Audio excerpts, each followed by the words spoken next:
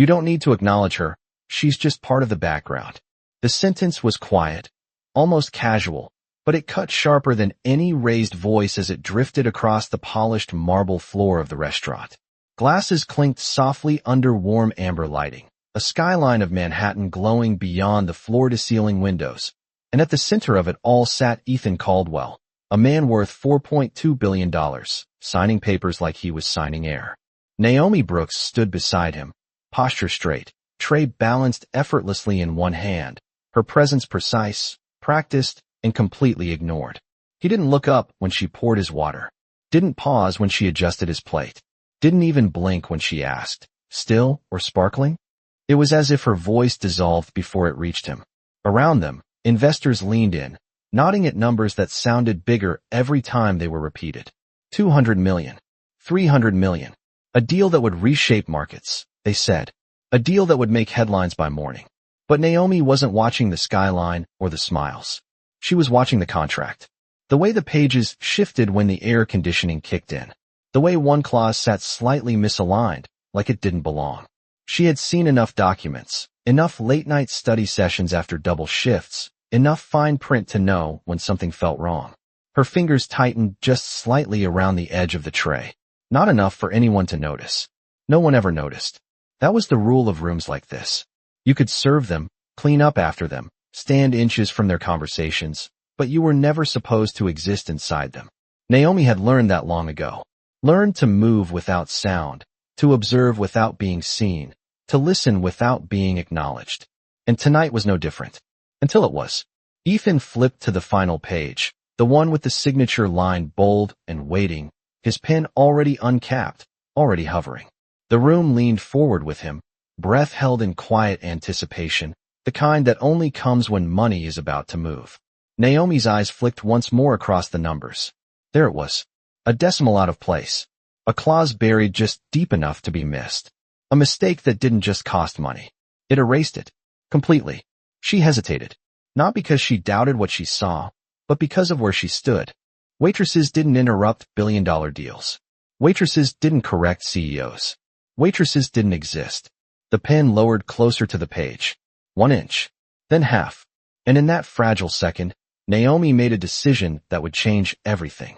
She stepped forward, just enough to break the invisible line she had been trained never to cross. Her voice calm, steady, undeniable. "Sir, you might want to check section 14. That number isn't what you think it is." The pen stopped. The room froze. And for the first time that night, Ethan Caldwell looked up and actually saw her. The silence did not break all at once. It cracked slowly, like glass under pressure, as every eye in the room shifted from the contract to Naomi, and then to Ethan, waiting for his reaction, waiting to see whether this moment would disappear or detonate. Ethan Caldwell did not speak immediately, and that alone was enough to change the temperature in the room. His pen hovered just above the paper, frozen mid-signature, his gaze fixed on her in a way it had not been seconds before. Not as staff, not as background, but as a variable he had not accounted for. "What did you just say?" he asked, his voice calm, but edged with something sharper, something that demanded precision. Naomi did not flinch. She did not step back. She did not apologize.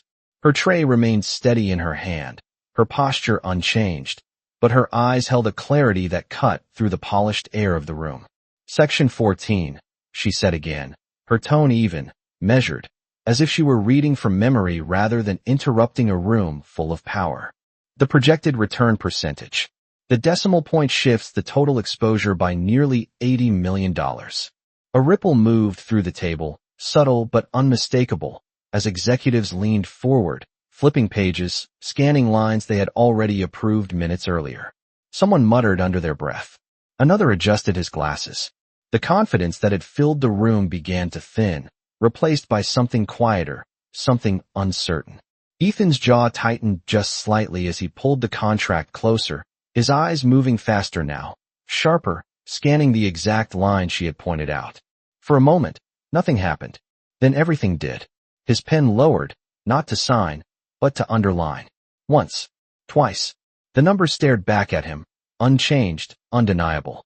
The decimal was wrong. Not by much to the untrained eye, but enough to shift millions, enough to turn a victory into a loss that would echo far beyond this table. A deal that was supposed to elevate him would instead expose him.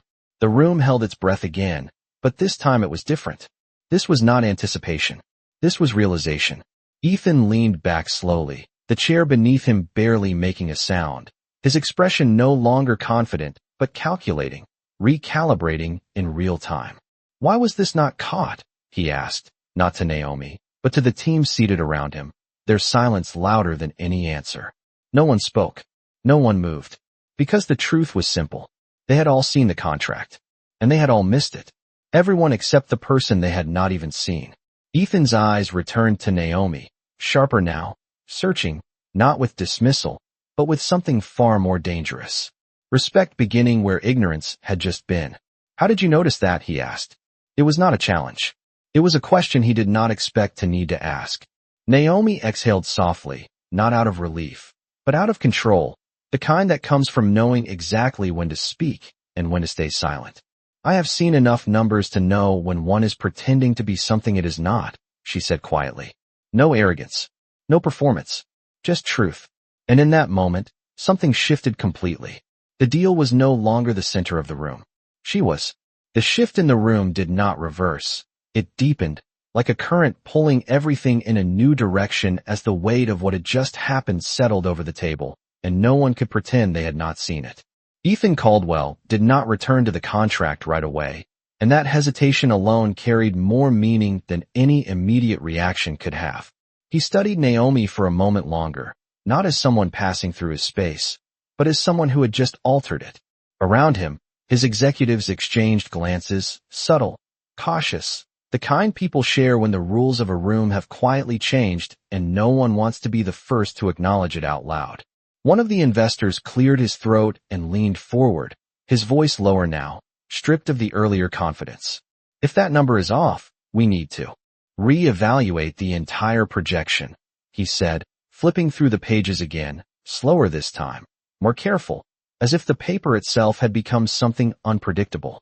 Another executive nodded quickly, already reaching for a tablet, recalculating figures that had seemed untouchable minutes ago. The illusion of certainty had cracked, and now everyone was trying to rebuild it before it collapsed completely. Ethan finally placed the pen down on the table, not with frustration, but with precision, like a man resetting the board before making his next move.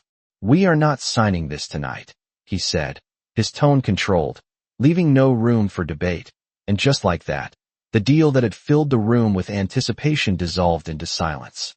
No one argued. No one pushed back. Because they all knew the truth now. It was not just a mistake. It was a mistake they had all missed. All except her. Naomi remained where she stood, her role technically unchanged, still holding a tray, still dressed in the same uniform that had made her invisible only moments ago. But the air around her felt different now, charged in a way that could not be ignored. She did not step forward again. She did not try to explain further. She had said what needed to be said, and that was enough. Ethan's gaze shifted once more, not away from her this time, but directly toward her, deliberate, intentional. Naomi, right? He said, reading her name tag as if it had only just appeared. It was the first time he had used her name, the first time he had acknowledged that she had won. She gave a small nod, her expression steady, her voice calm when she responded. Yes, sir. The word sir did not carry submission.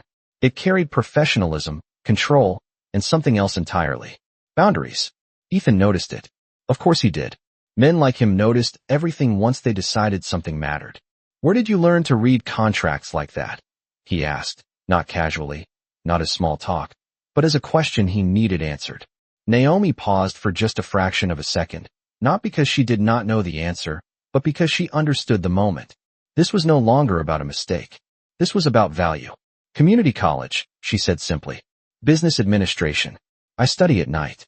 There was no attempt to impress, no elaboration, no list of achievements. Just the truth, presented without decoration. The room absorbed it in silence. A waitress, studying contracts after long shifts, seeing what trained executives had overlooked. The contrast was not subtle. It was undeniable. Ethan leaned back slightly, his expression shifting again, not to arrogance, not to dismissal, but to something far more unfamiliar to him. Recognition, not of her role, but of her capability. And once that recognition existed, it could not be undone. Recognition did not make the room comfortable. It made it quieter, heavier, like everyone was suddenly aware that something important had just been revealed, and no one knew how to move around it without breaking it. Ethan Caldwell did not rush to speak again, and that restraint said more than any immediate command ever could. He picked up the contract once more, not to sign, but to study, his eyes moving line by line with a level of attention that had been missing before, and this time, every number seemed louder, every clause more suspicious, as if the document itself had changed shape simply because Naomi had pointed out the truth hiding inside it. Around the table, his team adjusted their posture, their confidence recalibrating into caution, their voices lower now, more careful, as they began to question assumptions they had not even realized they were making. One executive leaned in and said, almost reluctantly, "We should run a full audit on the projections before we move forward," and another quickly agreed, already pulling up revised models, fingers moving faster than before, but not with certainty, with urgency. The momentum of the deal had been interrupted, and in its place was something far more fragile. Awareness. Naomi remained still, her role technically unchanged, but the energy around her was no longer neutral. People glanced at her now, not openly, not yet, but enough to acknowledge that she existed, enough to recognize that she had seen something none of them had. It was a subtle shift, but in a room like this, subtle was everything. Ethan finally set the contract down again, this time closing it completely, signaling that the decision had already been made. "We will revisit this with corrected numbers," he said, his voice steady, controlled, leaving no room for negotiation, and with that, the deal that had once felt inevitable became uncertain, postponed, redefined. But even as the business conversation shifted, his attention did not fully return to the table. It stayed with Naomi. "Walk with me," he said, not loudly, not as a command meant for the room, but as something directed only at her. The words were simple, but they carried weight, because everyone heard them. Conversations paused. Eyes lifted. The invisible line she had crossed earlier was no longer invisible. Naomi hesitated for just a fraction of a second, not out of fear, but out of awareness. This was not part of her job. This was not part of the script she had been given when she put on that uniform. But she understood something else too. Moments like this did not repeat themselves. She placed the tray gently onto a nearby service station, her movements calm, deliberate, and then she followed him. They stepped away from the table, past the glass walls that reflected the city lights, into a quieter corridor where the noise of the dining room softened into a distant murmur. For the first time that night, there were no witnesses. No audience. Just two people standing in a space where roles were no longer clearly defined. Ethan turned to face her fully, his expression no longer guarded by the presence of others, his tone quieter now, but more direct. "You saved me from signing that," he said, not as a compliment, not as a performance, but as a fact he had already accepted. Naomi met his gaze without hesitation, her voice steady when she responded. "I pointed out a detail," she said. "What you do with it is your decision." There was no need to claim credit. No need to exaggerate the moment. The truth was enough. Ethan studied her for a second longer, and in that silence, something shifted again, not in the room this time, but in him. Because for the first time in a very long time, he was not the one in control of the moment. And he knew it. The hallway felt different from the dining room. Quieter, but not calmer. Like the silence carried more weight because there was nothing left to hide behind. No clinking glasses, no polite laughter, no distractions. Just truth, standing between them. Ethan Caldwell did not look away from Naomi. And for a man who built his reputation on control, that alone was a shift he could not ignore. "You did more than point out. A detail," he said, his voice low but precise, each word measured as if he were recalculating something in real time. "You stopped a mistake that would have cost me more than money." Naomi did not respond immediately, not because she did not understand the weight of his words, but because she did. And she also understood something else. Moments like this were not about what was said. They were about what was revealed. "Then it was worth speaking up," she replied, her tone steady, her posture unchanged, still grounded in the same quiet confidence she had carried all night. No pride, no hesitation, Just clarity. Ethan studied her again, but this time there was no calculation in his gaze. There was curiosity. Real, unfiltered curiosity, the kind that does not come from power, but from encountering something unexpected that cannot be easily categorized or controlled. "Why are you here?" he asked, and the question was not about the restaurant, not about the shift, not about the uniform. It was deeper than that. Naomi understood it immediately. "Because I need to be," she said simply. "But not forever." The answer hung in the air, direct and unembellished, and for the first time, Ethan allowed himself a small shift in expression, not quite a smile, but something close to recognition. "You are not meant to stay invisible," he said, almost to himself, as much as to her. Naomi did not react to the statement. She had heard variations of it before, promises wrapped in admiration that often faded the moment reality returned. She did not build her future on words. She built it on action. "I am not invisible," she said calmly. "People just choose not to look." The sentence landed with a quiet force that did not need volume to be understood. Ethan exhaled slowly, not out of frustration, but out of acknowledgement, the kind that comes when someone else names a truth you have been unconsciously part of. He had chosen not to look. Not just tonight, but countless times before, in rooms like this, in moments like this, where people became roles instead of individuals. And now, standing here, he could not unsee it. "Come work for me," he said suddenly, the words direct, immediate, as if the decision had already formed before he spoke it aloud. "Not here. Not carrying trays. In my company." The offer was not dressed up. It was not softened. It was presented the same way he approached business. Clear, decisive, final. But Naomi did not respond the way most people would have. She did not widen her eyes. She did not rush to accept. She did not thank him. Instead, she paused, just long enough to make the moment real, to give it weight, to show that this was not something she had been waiting for, but something she would consider on her own terms. "Why?" she asked. The single word shifted the balance again, subtle but undeniable. Because now, it was not just him evaluating her. It was her evaluating him. Ethan did not seem offended. If anything, the question sharpened his focus. "Because you saw what my entire team missed," he said. "And because you spoke when it mattered." Naomi held his gaze, steady, unshaken, her voice calm when she answered. "That is not enough," she said. "Not for me." And in that moment, something changed again. Because for the first time in a very long time, Ethan Caldwell was not the one making the decision. He was the one waiting for it. The silence after her answer did not feel awkward. It felt intentional, like a line had been drawn and neither of them was willing to cross it without understanding what it meant. Ethan Caldwell did not rush to fill it. He had spent years in rooms where people answered too quickly, agreed too easily, said yes before they even knew the question. Naomi was different, and that difference was no longer subtle. It was defining the moment. "Then tell me what is enough," he said, his voice steady, not demanding, but focused, as if he were adjusting to a new kind of negotiation, one where control was not assumed but earned. Naomi did not look surprised by the question. If anything, she seemed prepared for it, not with rehearsed words, but with clarity shaped by experience. "Opportunity is not enough," she said. "Respect is not enough. Titles are not enough." She paused briefly, not to create tension, but to choose precision. "I want to be in a place where I am seen before I have to prove myself every time I speak."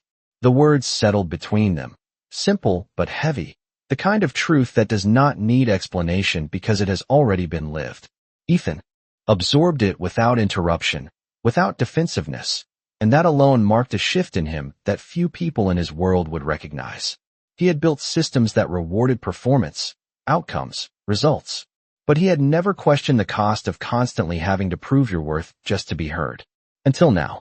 "And you think my company cannot offer that?" he asked, not as a challenge, but as a genuine attempt to understand where he stood in her perspective. Naomi's answer came without hesitation. "I think your company reflects what you allow," she said. "And tonight, you allowed me to be invisible until I forced you to look." There was no accusation in her tone, no anger, just a clear observation that landed with more weight than any confrontation could have. Ethan exhaled slowly, the truth of her words settling in a place he was not used to examining. He had always believed he saw everything that mattered. But now, he was realizing how much he had chosen not to see. That changes, he said quietly, not as a promise meant to impress, but as a decision forming in real time. Not because of this deal, not because of tonight, because it should have been different long before this. Naomi watched him, not with skepticism, not with blind trust, but with careful attention, the kind that measures actions, not intentions. She had heard words before. She had seen opportunities offered and withdrawn. She understood that change was not declared. It was demonstrated. Then show me, she said simply. The two words shifted the moment again, grounding it, anchoring it in something real. Ethan nodded once, slowly, as if acknowledging that the conversation had moved beyond offers and into something far more demanding. Accountability. From the dining room, faint voices began to rise again, the meeting attempting to resume without him, but the energy had already changed. The deal could wait. This could not. Ethan glanced briefly toward the glass wall, then back at Naomi, his decision clear in the way he held himself. Come back tomorrow, he said. Not as staff. As someone I need in that room. It was not framed as a favor. It was not presented as charity. It was an invitation, but more than that, it was a shift in structure. Naomi considered it for a moment, not because she needed time, but because she respected the weight of what was being offered. Then she gave a small nod. I will come back, she said. But I will not come back invisible. And for the first time, Ethan Caldwell understood exactly what that meant. The next morning did not arrive quietly. It arrived with intention, with the kind of weight that lingers in the air before something changes for good. And inside the glass tower that housed Caldwell Industries, the energy was already different. Meetings had been rescheduled. Numbers had been reworked. The contract from the night before now sat on a conference table, marked, questioned, no longer trusted. Executives moved faster, spoke softer, checked twice what they once would have approved without hesitation. And at the center of it all stood Ethan Caldwell, not at the head of the table this time, but slightly off to the side, watching, listening, recalibrating not just the deal, but the way the room itself functioned. When the doors opened, the shift became visible. Naomi Brooks stepped inside, not in uniform, not carrying a tray, but in a simple, professional outfit that carried the same quiet precision she had always had. Only now it was impossible to overlook. Conversations paused, just for a second, just long enough for people to register that something had changed. Some recognized her immediately. Others did not, but they felt it anyway, the subtle disruption of expectation. She did not rush. She did not hesitate. She walked with the same steady pace she had carried through the restaurant. But this time, every step was acknowledged. Ethan turned as she approached, and for the first time, he did not wait for her to speak. Good morning, Naomi, he said, his voice clear enough for the room to hear, not performative, but deliberate. The introduction did not need more. It was enough. The room adjusted instantly, chairs straightened, attention shifted, and just like that, she was no longer an unknown presence. She was part of the room. Take a seat, Ethan added, gesturing toward the table, not at the edge, not in the background, but directly within the circle of decision-makers. Naomi paused for a fraction of a second, not out of uncertainty, but out of awareness. This was the moment he had promised to show her. And this was the moment she would measure him by. She took the seat without hesitation. No apology. No over-explanation. Just presence. The meeting resumed, but it did not resume the same way. Questions were asked differently. Assumptions were challenged more openly. And when the revised numbers appeared on the screen, the room no longer rushed to agreement. They examined. They verified. They questioned. The silence that followed each point was no longer empty. It was intentional. At one point, an executive began to explain a revised projection, his confidence returning in measured increments. But before he could finish, Naomi leaned forward slightly, her voice calm, clear, and controlled. That adjustment still assumes a stable rate in Q3, she said. But the previous data suggests volatility. If that pattern holds, the margin shrinks again. The room froze, but not in shock this time. In attention, heads turned, not because she interrupted, but because they expected her to have a reason. The executive paused, checked the data again, and then nodded slowly. You are right, he said, his tone shifting from certainty to acknowledgement without resistance. And just like that, something new took hold. Not surprise. Not disbelief, but trust, beginning to form where dismissal once lived. Ethan watched the exchange without interrupting, without taking control, because for the first time, he understood that control was not about speaking the most. It was about creating a space where the right voices could be heard. And as the meeting moved forward, one thing became undeniable. Naomi was no longer the person who had to prove she belonged. She had already done that. Now, the room was adjusting to her. The rhythm of the room did not return to what it had been before. It evolved, tightening into something sharper, more deliberate, as if every word now carried weight that could no longer be ignored. The screen at the front of the room shifted to the final revised model, numbers aligned, projections corrected, assumptions challenged and rebuilt, and for the first time since the deal had been introduced, the confidence in the room did not come from speed. It came from clarity. Ethan Caldwell stood still, arms relaxed at his sides, no longer leading every sentence, no longer dominating every pause, because the room no longer needed to be controlled in the same way. It needed to be accurate. One of the senior analysts leaned forward, reviewing the final figures, his voice steady but noticeably more careful than it had been the night before. With these adjustments, the exposure drops significantly, and the long-term return stabilizes within a predictable range, he said, glancing briefly toward Naomi before continuing, not out of obligation, but acknowledgement. That glance did not go unnoticed. Others followed. Not exaggerated. Not forced. Just real. Naomi remained composed, her hands resting lightly on the table, her attention focused not on the reactions, but on the information itself. She was not there to be recognized. She was there to be right. Ethan stepped forward slightly, his presence still commanding, but no longer overwhelming.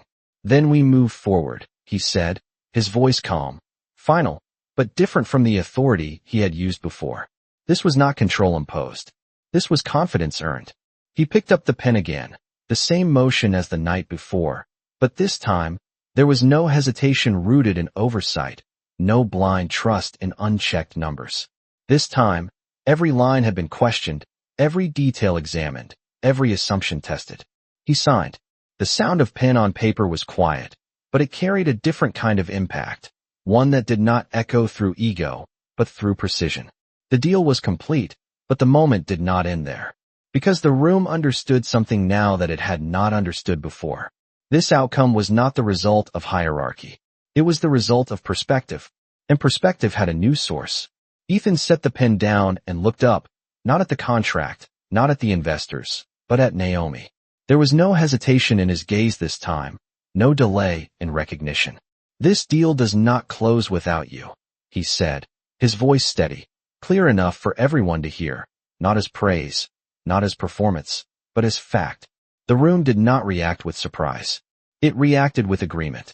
Subtle nods, quiet understanding, a shift that had already taken place internally now becoming visible externally.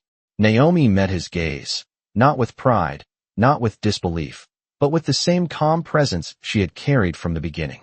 The deal closes because the numbers are right, she replied, her tone even, grounded, refusing to let the moment turn into something it was not. There was no need to elevate herself. The truth was already enough. Ethan allowed a small pause, not to challenge her, but to absorb the way she redirected the credit. The way she anchored the moment in substance rather than recognition. It was unfamiliar, and that was exactly why it mattered. Around the table, the atmosphere settled into something new. Not just respect for Naomi, but a recalibration of how value was measured in that room. It was no longer about who spoke first or who held the title. It was about who saw clearly. And as the meeting began to wrap, one thing had become undeniable. The person they once overlooked had not just changed the outcome. She had changed the standard. The room emptied slowly, not with the usual rush of conversations and closing remarks, but with a quieter awareness, as if everyone who walked out carried something they had not expected to learn. Chairs slid back with less noise. Voices stayed low. Even the city beyond the glass seemed distant, its constant motion no longer the center of attention. Because something more important had just happened inside that room. Naomi did not rush to leave. She gathered her notes with the same calm precision she had shown all morning, her movements steady, grounded, unchanged by the shift in how others now saw her. Because for her, this moment was not a transformation. It was a continuation. She had always been this person. The difference was that now, the room had caught up. Ethan Caldwell remained where he was, watching as the last of his executives stepped out, each one offering a brief nod to Naomi as they passed. Not exaggerated, not performative, but real. Respect, expressed in the smallest ways. When the door finally closed, the silence that followed was no longer heavy. It was clear. You were right, Ethan said, his voice measured, not because he needed to admit it, but because he chose to. Naomi looked up, meeting his gaze without hesitation, her expression unchanged, not seeking validation, not reacting to praise. About the numbers? She asked. Ethan shook his head slightly. About everything, he replied. The words settled in the space between them, simple, direct, and more meaningful than anything he could have said the night before. Naomi considered him for a moment, not evaluating his power, not weighing his position, but observing the shift in how he stood, how he spoke, how he chose his words now with intention instead of assumption. Change was not declared. It was revealed. Then keep seeing, she said quietly. Not just when it is convenient. Not just when it saves you. Every time. It was not a challenge. It was a standard.